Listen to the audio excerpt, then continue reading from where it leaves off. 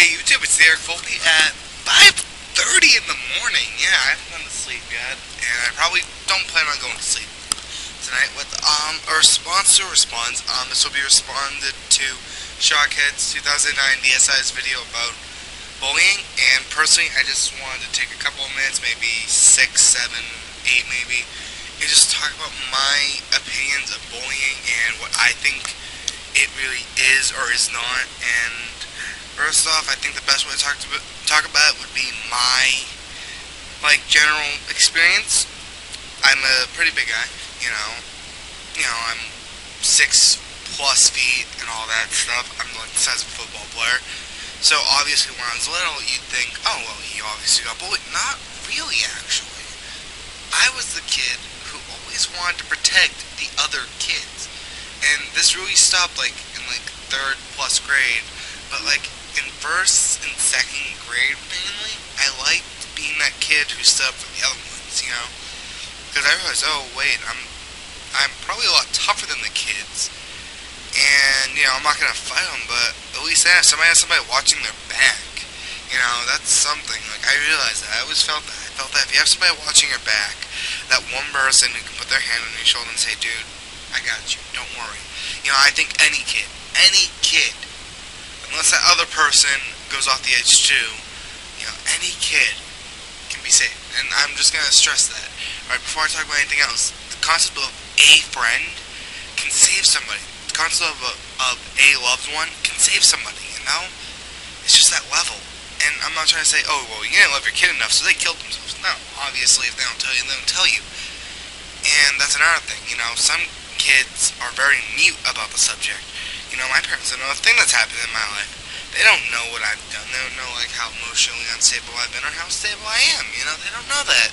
And that's my choice. It might be an arrogant choice, but that's how it is. Okay? So that's one thing.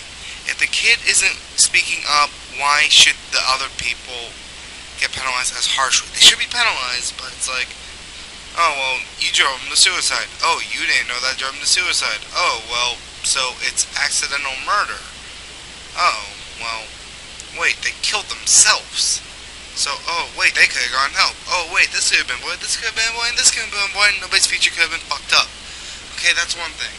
I have read some very, very, tear-jerking suicide stories about kids who did tell their parents, and, it's some sad shit, I'm not gonna lie. Alright, that is definitely one thing I will not deny, that bullying has caused kids to die. And definitely, I think those lives could have been saved. Personally, I'm just going to talk about a little more of my personal experience. I told you, K to 2, 3rd grade, I don't remember 3rd grade, 4th grade, one kid tried to start stuff with me. He literally sat next to me, he hit me, square in the mouth. I got pissed, threw him across the room, and I didn't even get in trouble. Pretty much because I was standing up for myself. It was just more or less, don't piss a kid off. Don't piss a kid off who has 6 inches on you. That won't end very well. I guess that's the best way to put that one. But yeah, 5th grade, things, 6th, fine, 7th, 8th, amazing. Freshman year, getting to high school. You know what I realized? When you get to high school, there are going to be 2 types of people who you're going to think are bullies. The first type who are going to insult you once or twice, maybe, be kind of a dick. But you know what's funny, though? If you got into a fight, or some serious shit went down, those are the same person who have your back and, be like, what, I got you, buddy. Those are the people, some people might come off as complete are assholes, but they could be your friends, They could just be, busting your chops. I'm one of those people who I will bust your chops, but you gotta know, I am obviously kidding. I obviously have a reason for what I'm saying, and if I am saying something, it is probably true, alright? If you know me, I'm actually a very arrogant person. And then, in high school, from at least what I've encountered, the other type of person, which is the ignorant person who literally you could throw into a wall, legit, you could be half my size and throw them through a wall, right? They're the kids who deserve to get hit, but you know what's funny? Nobody's gonna do it for the sheer fact that they're not worth it, alright? So if you're my age and you're dealing with that kid, leave them alone. Not worth it. You know what? Let them grow up being an ignorant asshole, and you know what? Let them pay the consequences. And just, I think the best response to them would be when they make those offhand remarks. Just pretty much say very good. Now, practice saying, would you like fries with that? Because that's all they're going to be doing, alright? Don't worry about those kids.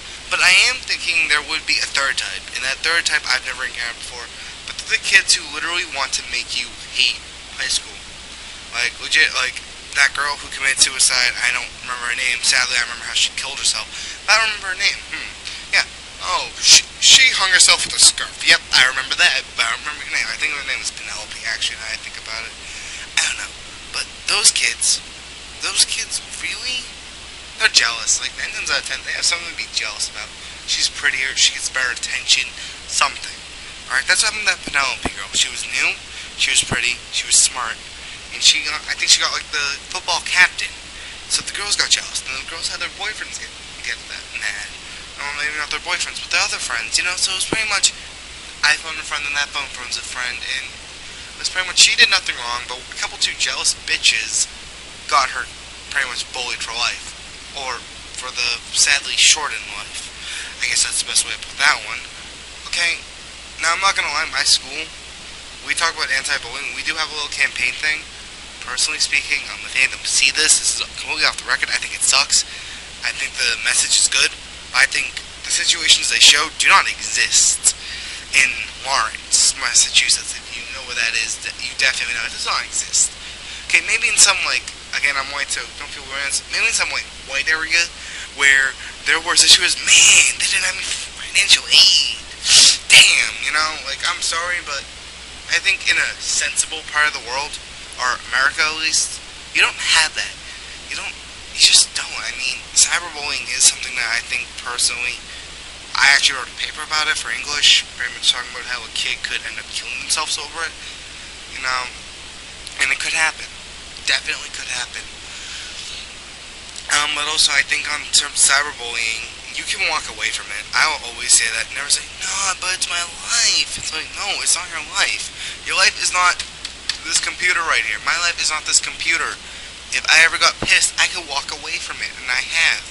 Alright, like those weeks I went on hiatus, those were me just not wanting to deal with life. So I got off my computer and all that for like 3-4 weeks, if you remember, back in like January. Yes, got off my computer, switch to Xbox. Haha, makes sense. So, yeah.